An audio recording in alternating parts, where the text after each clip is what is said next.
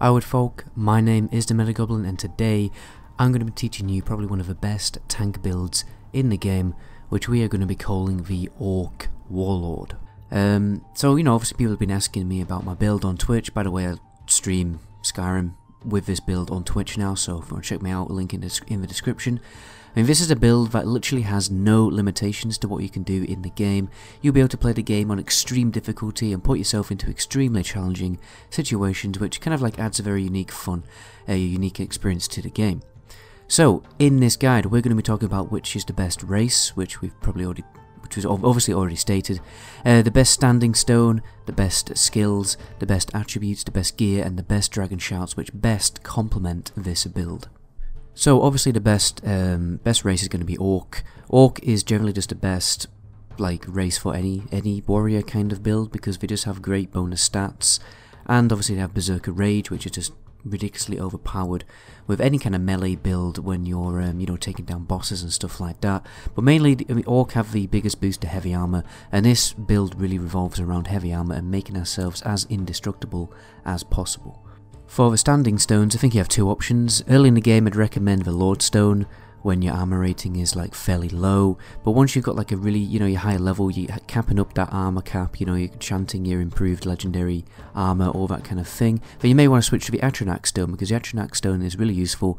It helps you, it also obviously reduces magic damage taken, but gives you a little bit of extra juice for when you have to go and do some emergency healing. And but if you're playing on a lower difficulty, then you probably could just get away with going with the Warrior Stone to level up a bit faster if you want, but on higher difficulties you definitely have to get these two stones. So let's talk about the best skills. For every single build video I'm going to make, I'm always going to recommend the crafting skills, because making better armor and enchants is just extremely useful. But the main skills that you want to focus on are heavy armor, block, one-handed, and then a little bit of restoration early game. It's important to get the good heavy armor perks very early, the ones that increase your armor rating when you have a full set of heavy armor, all that kind of thing. Getting your armor rating as high as possible very early game is important, because especially on legendary difficulty or high difficulties, you are going to get one-shotted pretty easily. The block perks are also very important, particularly the elemental protection perk, since that's going to really help out with taking down dragons and mages, and also getting up to a mage so you can actually whack him in the face. And also stacks with the Atronach perk, which means you can literally get 100% magic resistance when you're blocking, which is very decent. For one-handed, I'd recommend the sword perks, but we'll talk about that a little bit more in the gear section. And for restoration, you may want to get a few of the perks, early game, just so you can cast those apprentice healing spells, which can help you out in a lot of emergency situations. But you are going to get a point where you're literally just so tanky that you probably won't ever have to heal. You probably won't even ever have to actually use a shield, and you can go actually go dual wielding.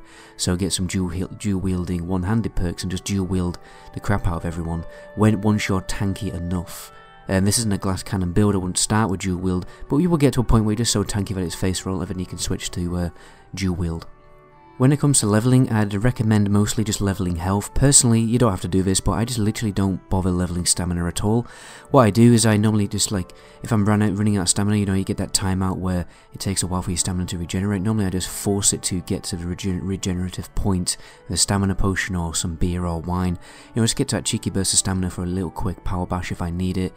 But because you only really need an inch of stamina to do a power attack, so just waiting to do a little power attack is fine. You only need an inch of stamina, so I don't think it's really worth it to stack up your stamina.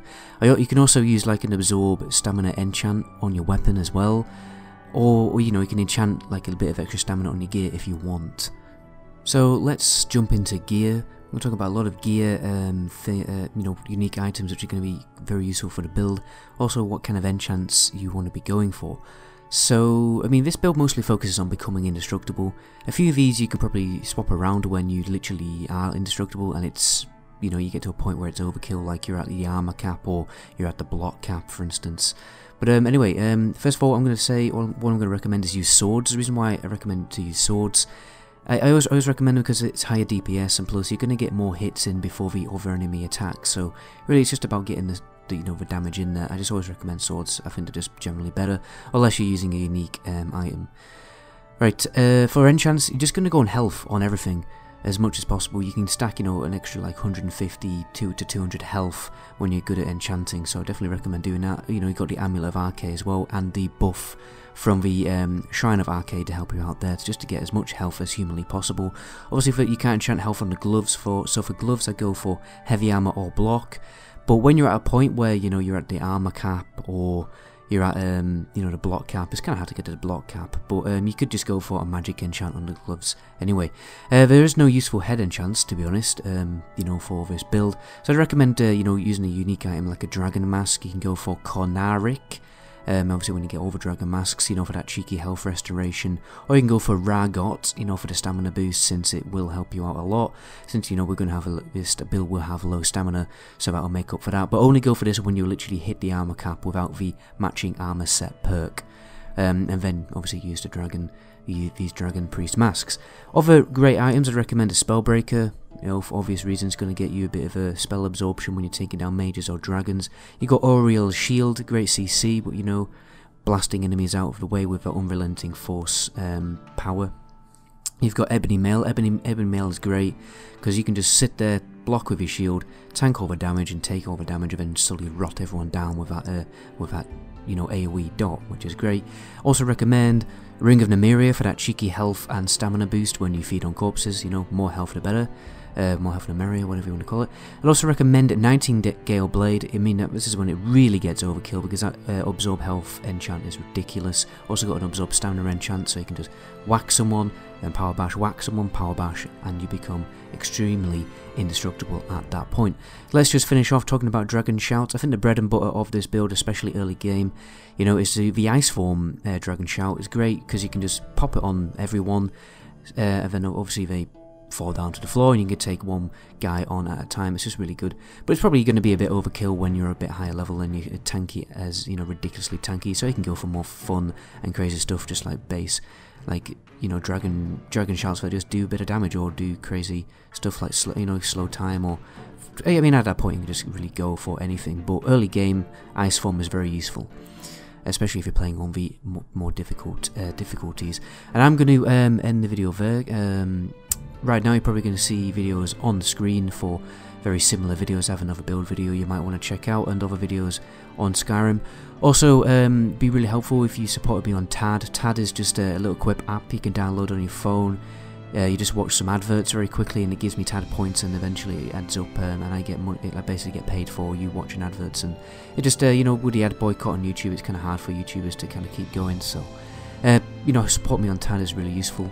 And obviously I'm streaming a lot more regularly now, near enough every night. And that's pretty much it, guys. Stay tuned for my next video. I'm going to do more build guides like this very soon. My name is the Metagoblin, and until my next video, ciao.